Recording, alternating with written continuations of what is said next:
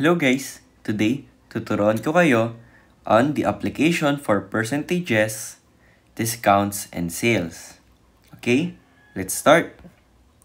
So, we have here the formula for the discount and the sale price.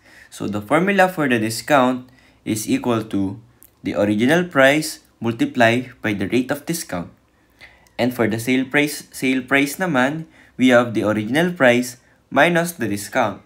So basically, hindi natin mako-compute yung sale price if we don't know the discount. And yung discount naman is binigay yung ating formula. Okay, let's apply this formula further para mas maintindihan nyo saan sila nagagamit, saan sila na-apply, and kung paano sila i-apply. Okay, so for our first example, find the discount and the sale price of a t-shirt that has an original price of 300 pesos if the discount rate is 25%. Okay, first, we need to calculate for the discount. So, the discount is equals to the original price times the rate of discount. So, given natin dito na original price daw is 300 pesos. So, lagay natin 300 multiply by the rate of discount, which is also given dito. Discount rate is 25%. Multiply by 25%. Ngayon, para ma-multiply natin yung 300 sa 25%, kailangan natin gawing decimal yung 25%. Okay? So, itong 25% para maging decimal, kailangan natin siyang i-divide sa 100. And 25 divided by 100 is just equals to 0.25. Okay? So basically, pwede rin yung alternative way natin, di na kayo magde-divide. We have 25%. Kung gagawin natin siyang decimal, mag-move lang tayo ng 2 decimal places. So, andito yung decimal ng 25, since hindi naman siya decimal number. So, move tayo ng 2 decimal places to the left. Ayan, so 0.25 siya. Okay? So, we have 300 pesos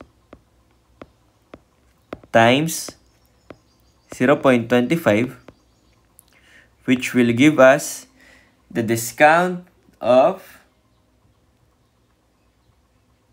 75 pesos.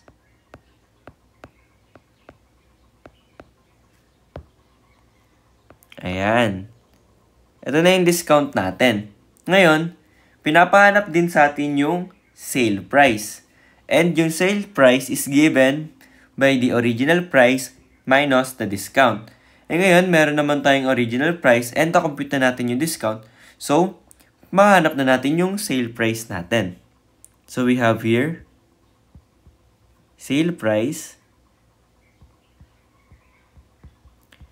is equals to the original price, which is 300 pesos, minus the discount, which is na-compute natin, it is 75 pesos. And finally, 300 pesos minus 75 pesos is 225 pesos. So, ito na yung ating sale price. So, ganun lang natin siya i-compute given yung formula natin. Okay? Maliwanag ba yun? So, proceed tayo sa ating example number 2. The first 10 persons who will purchase a refrigerator that originally cost 18,999 pesos can avail a discount of 38%. Carlo was lucky to avail the item at its sale price. Find how much he was able to save through the discount and how much he was able to avail the refrigerator. So, basically, ang pinapahanap lang sa atin dito is the discount and also the sale price. Dahil, yung na-save naman niya is yung basically the discount. So, the discount, yun yung na-save niyang amount. And how much he was able to avail the refrigerator is just the sale price. Parang nire-praise lang siya, okay? Huwag tayong malilito doon. Ganun natin siya ma-identify. Hindi siya directly sinabi, pero kapag inintindi mo yung sinasabi sa tanong, malalaman mo na discount lang pala and sale price yung hinihingi. Okay, so we have here the given of 18,999, which is sinabi, that's the original cost or the original price, and a discount rate of 38%. So ngayon, mahanap na natin yung discount. So we have here discount. Okay, recall natin, ang discount daw is just the original price multiplied by the rate of discount. Again, yung 38% na discount natin, kailangan gawin natin siyang decimal para ma-multiply natin siya sa 18,999. Okay? So, we have 38% divided by 100%. And this is just equals to 0.38.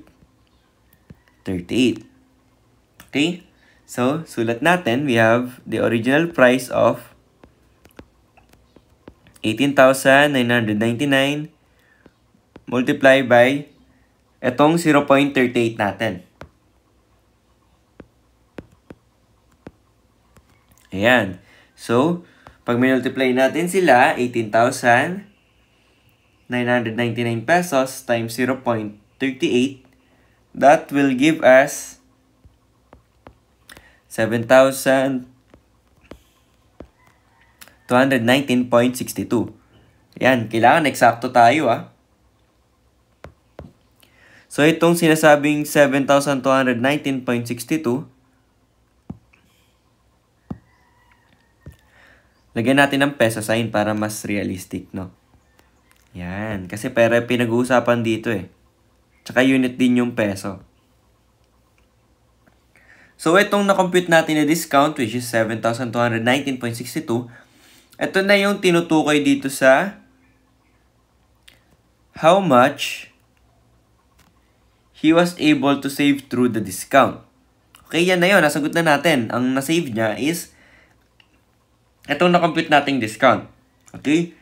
So now, to find how much he was able to avail the refrigerator, we need to compute for the sale price.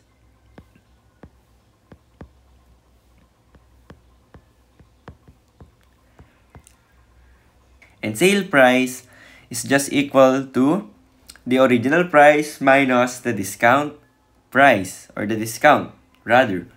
So we have the original price of 18,999 minus the discount, which is 7,219.62. Okay? Subtracting that, we have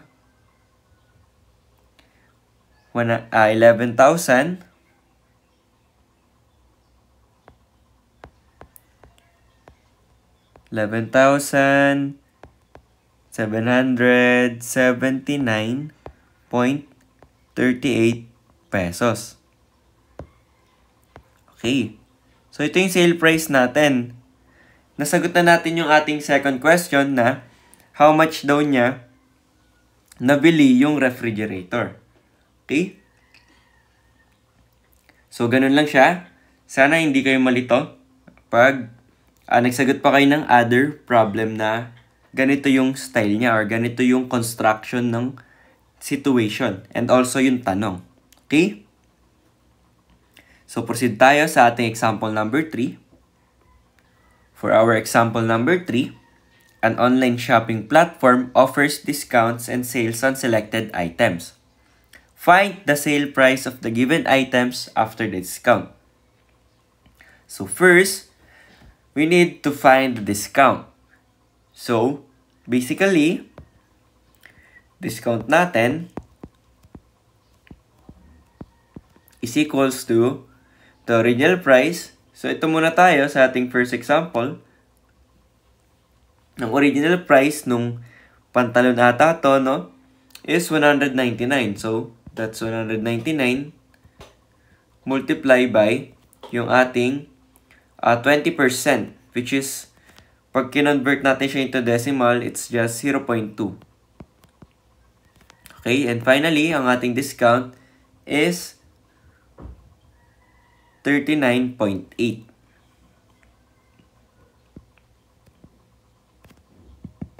Lagyan ulit natin ng peso sign.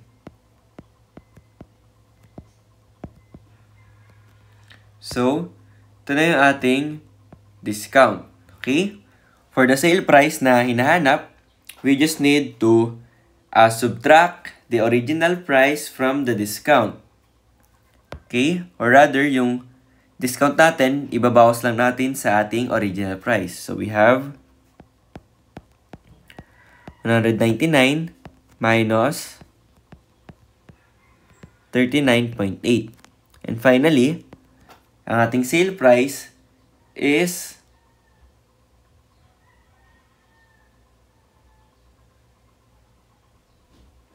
159.2 pesos.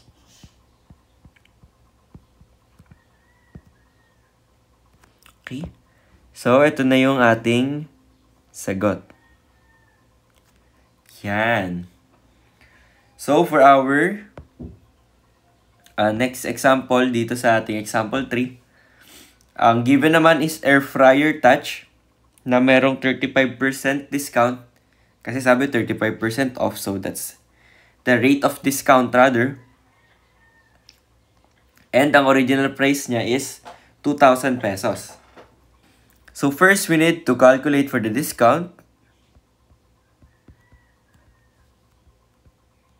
which is equals to the original price of 2,000 pesos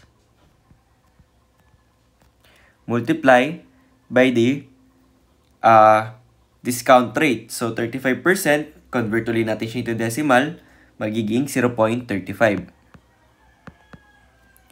Finally, for our discount, we have 2,000 times 0.35. So that's 700 pesos.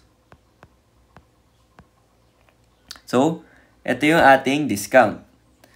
And finally, to compute for the sale price,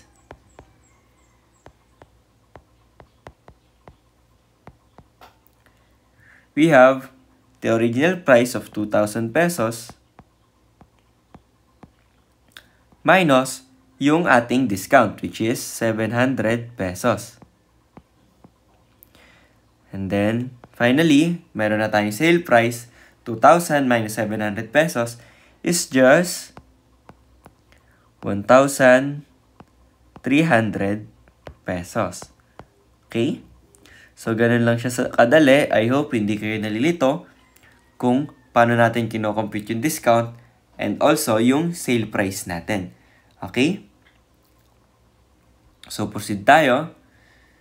So, ito yung ating last example, example 4, na meron ding dalawang item na pinapahanap din ulit yung sale price. So, basically, magko-compute lang kayo ng discount and then, subtract nyo yung discount na yun sa ating original price.